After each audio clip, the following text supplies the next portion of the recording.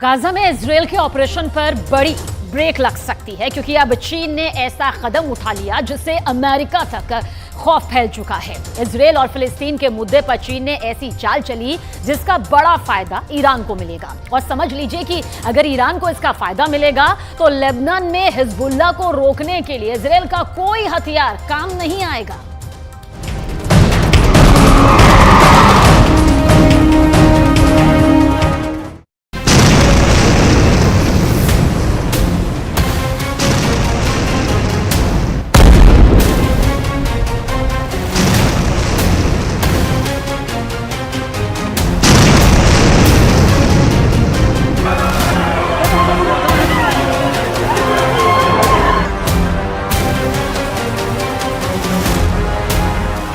तबाही गाजा में हो रही है।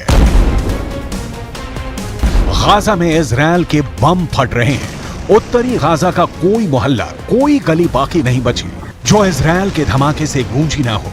गाजा ने इतनी लाशें पहले भी देखी हैं, लेकिन इस बार तबाही का मंजर और ज्यादा खतरनाक नजर आ रहा है। पूरे गाजा में इस वक्त बारूद की बू आ रही है। यहाँ की आबो हवा में बारूद घुल चुका है। इजरायल का दावा है कि उसकी एयरफोर्स गाजा पर रोज 300 से ज्यादा स्ट्राइक कर रही है।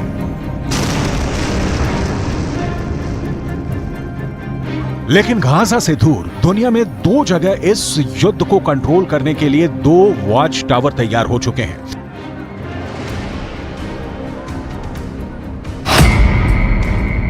एक है भूमध्य सागर, जहां अमेरिका ने समुद्री बेड़े तैयार कर दिए हैं, और दूसरा है फारस की खाड़ी, जहां चीन ने अपने 6 जंगी जहाज तैनात कर दिए हैं। एक तरफ अमेरिका इजरायल को बचाने पहुंच गया है, तो दूसरी तरफ चीन की तैनाती बताती है कि उसने ईरान को सुरक्षित रखने के लिए अपनी मसल पावर दिखानी शुरू कर दी है।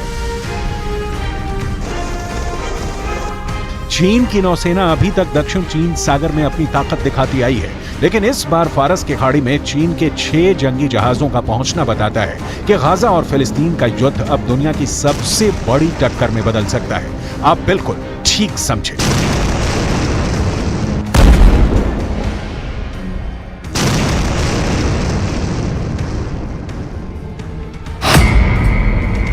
ये अब अमेरिका बनाम चीन का युद्ध भी हो सकता है।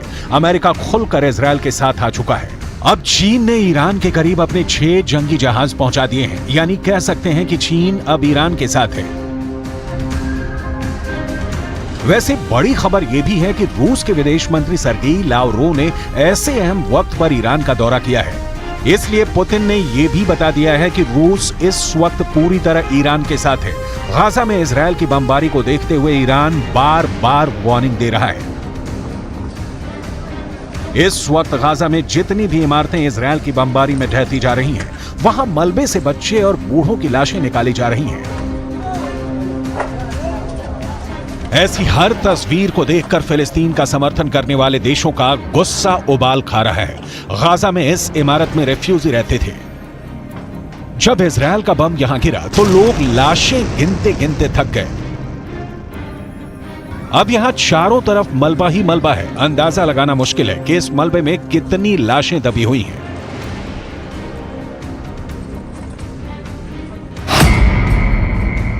7 अक्टूबर को शुरू हुए इस युद्ध में अब मरने वालों की तादाद 5000 तक पहुंच चुकी है। इनमें बच्चों की तादाद करीब 2000 के करीब आ गई है, जबकि गाजा में हुई बमबारी में 14000 से ज्यादा लोग घायल हुए हैं।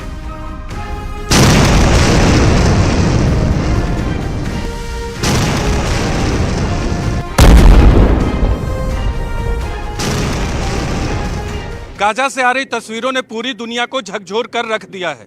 इस वक्त गाजा में दुनिया की सबसे बड़ी तबाही मची हुई है, और jैसे जैसे मरने वालों का आंकड़ा बढ़ता जा रहा है, पूरी दुनिया 2 खेमों में तेजी से बढ़ती जा रही है गाजा में तबाही को लेकर। इस बीच रिपोर्ट है कि जर्मनी के स्पेशल फोर्स की एक बड़ी टुकड़ी साइप्रस पहुंच चुकी है। जर्मनी की ये स्पेशल फोर्स अब साइप्रस में अमेरिका, इटली, नीदरलैंड्स और ब्रिटेन के स्पेशल फोर्स के साथ तैनात रहेंगी। यूरोप की तरफ से ऐसी तैनाती एक तरह से नाटो को भी इस युद्ध में खींच रही है। जर्मनी की स्पेशल फोर्स CSG-9 में दुनिया की टॉप क्लास की कमांडो टीम मानी जाती है। कहा जा रहा है कि जर्मनी ने इनको इसलिए तैनात किया है क्योंकि बड़े युद्ध के हालात में पश्चिम एशिया में मौजूद जर्मनी के नागरिकों को खतरा हो सकता है और तब ये टीम उनको बचाने के लिए ऑपरेशन में लगाई जा सकती है। जर्मनी के स्पेशल फोर्स CSG-9 बहुत ही आधुनिक हथियारों से लैस होती है और ये बंधकों को रिहा कराने में काफी माहिर मानी जाती है।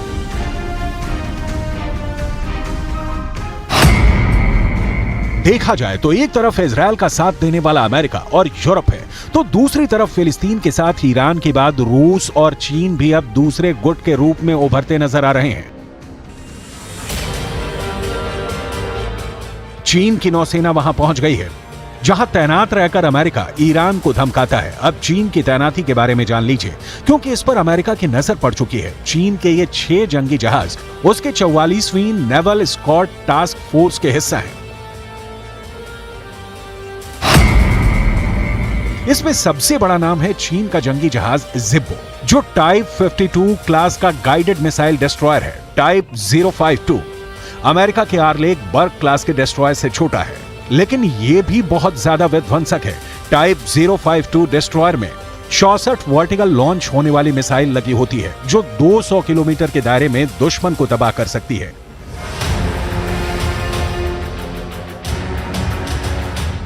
कुल मिलाकर यह चीन की तरफ से एक बड़ी स्टेटमेंट है जो उसने ईरान के पक्ष में दे दी है।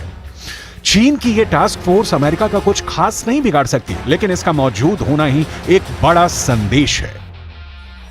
वहीं दूसरी तरफ भूमध्य सागर में अमेरिका ने बड़े ऑपरेशन के लिए 2-2 कैरियर तैनात किए हैं।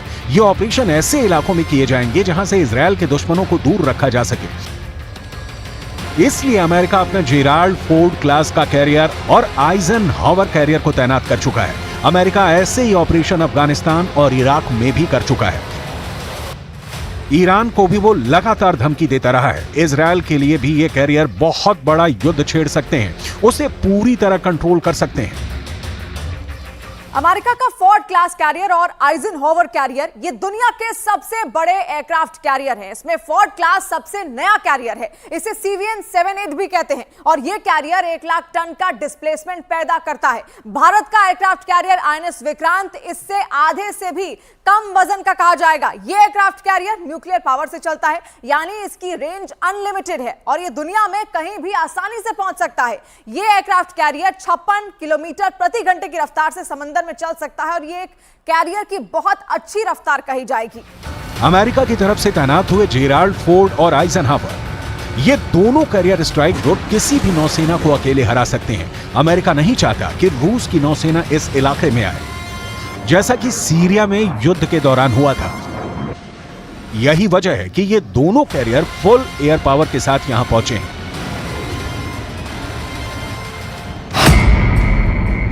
ये दोनों कैरियर ऐसे हैं जिन पर करीब 3,000 नौसैनिक तैनात किए जाते हैं, यानी ये दुश्मनों के लिए भी बहुत बड़ा टारगेट बन सकता है। दोनों एयरक्राफ्ट कैरियर पर 90 विमान और हेलीकॉप्टर तैनात किए जा सकते हैं। इनमें 75 तो सिर्फ लड़ाकू विमान है। अभी इस एयरक्राफ्ट कैरियर पर सुपर हॉर्नेट विमान तैनात है। इस पर से F-35 स्टेल्थ फाइटर भी ऑपरेट कर सकते हैं और उनको पूरी तरह से तैनात करने की तैयारी की जा रही है। इजरायल को मल्टी फ्रंट पर बचाने के लिए अमेरिका पूरी तरह से तैयार है। इसके लिए अमेरिका ने अपना F-35 फाइटर जेट भी तैनात कर दिया है। अब सवाल है कि F-35 का क्या इस्तेमाल होगा, तो जवाब है उत्तरी इजरायल और लेबनान के बॉर्डर पर इस वक्त युद्ध शुरू हो चुका है। בצפון, ביממה האחרונה, חיסלנו, כולל בשעות האחרונות, עוד חוליות מחבלים, סך הכל 8 חוליות מחבלים ביממה האחרונה, שניסו לשגר טילי נ"ט ורקטות, כאשר 7 מתוכם הרגנו עוד לפני שהצליחו בכלל לשגר. מתחילת המלחמה חיסלנו למעלה מ-20 חוליות כאלה של ארגון חיזבאללה. हिजबुल्लाह ने इजरायल के कई पोस्ट को एंटी टैंक मिसाइल से उड़ाने का दावा किया है और इसका वीडियो भी जारी किया है। वहीं इजरायल का दावा है कि उसने हिजबुल्लाह के 14 लड़ाकों को मार दिया है, जबकि हिजबुल्लाह का कहना है कि उसके 24 लड़ाके अब तक मारे गए हैं। हिजबुल्लाह इस वक्त इजरायल को टक्कर देने वाला सबसे बड़ा मिलिशिया बन चुका है, जिसको ईरान की भी पूरी मदद मिलती है।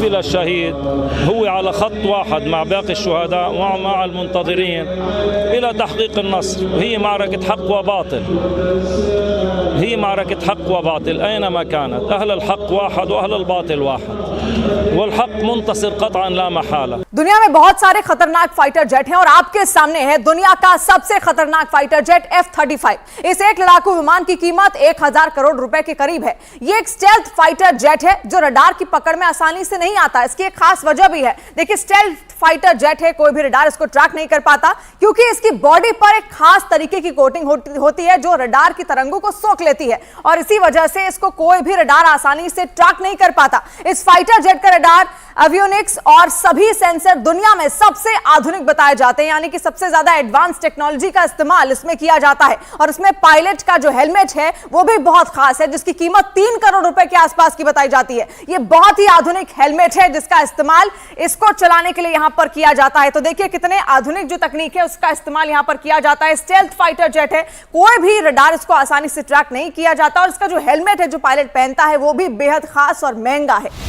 F-35 में मिसाइल को इसकी बॉडी के अंदर छुपाया जा सकता है। इसे इंटरनल बे कहते हैं ताकि दुश्मन को रेडार सिग्नेचर नहीं मिले। अमेरिका चाहता है कि उसकी एयर पावर पूरी तरह से बिना किसी चैलेंज के ऑपरेट करे, फिर चाहे सामने कोई भी रडार क्यों ना हो। F-35 यही ताकत अमेरिका को देता है। दुश्मन के जहाज अगर आसमान में भी आ गए तो F-35 को पहले ही उनके आने की खबर मिल जाएगी।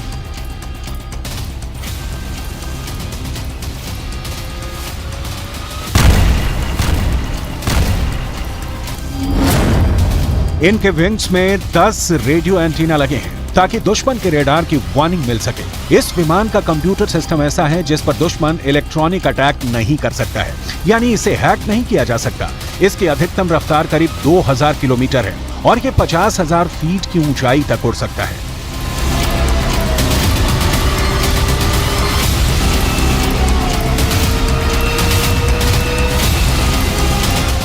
अमेरिका ने इजरायल के आसपास यूरोप और बाकी अड्डों पर फाइटर जेट की तैनाती बढ़ाने का फैसला किया है ताकि इजरायल पर कोई हमला न कर सके। इजरायल की वायुसेना पहले से ही एक्टिव है और इस कोशिश के बाद इजरायल को अमेरिका से एक नई ताकत मिलेगी और इस युद्ध में इजरायल पुरजोर ताकत के साथ लड़ेगा। गाजा पर चढ़ाई के लिए इजरायल की फोर्स ने उसे चारों तरफ से घेरा हुआ है। गाजा के बाहर इजरायल के टैंक गोले बारूद के साथ खड़े हुए हैं। कमांड सेंटर से जैसा ऑर्डर आएगा ये उसके हिसाब से आगे बढ़ेंगे। लेकिन गाजा के अलावा बड़ा दबाव लेबनान बॉर्डर पर नजर आ रहा है।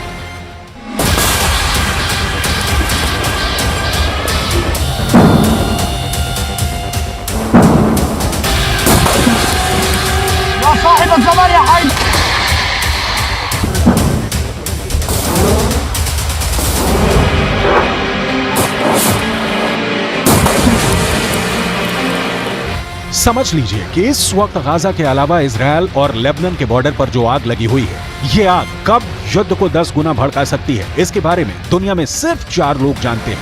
पहले इजरायल के प्रधानमंत्री बेंजामिन नेतन्याहू, दूसरे हैं ईरान के राष्ट्रपति इब्राहिम रईसी, तीसरे हैं अमेरिका के राष्ट्रपति जो बाइडेन और चौथे हैं यूरोप से लेकर अमेरिका तक सबको हिला देने वाले रूस के राष्ट्रपति व्लादिमीर पुतिन। और अब शी जिनपिंग वो 5वें शख्स हैं जो इस युद्ध को कंट्रोल करना चाहते हैं।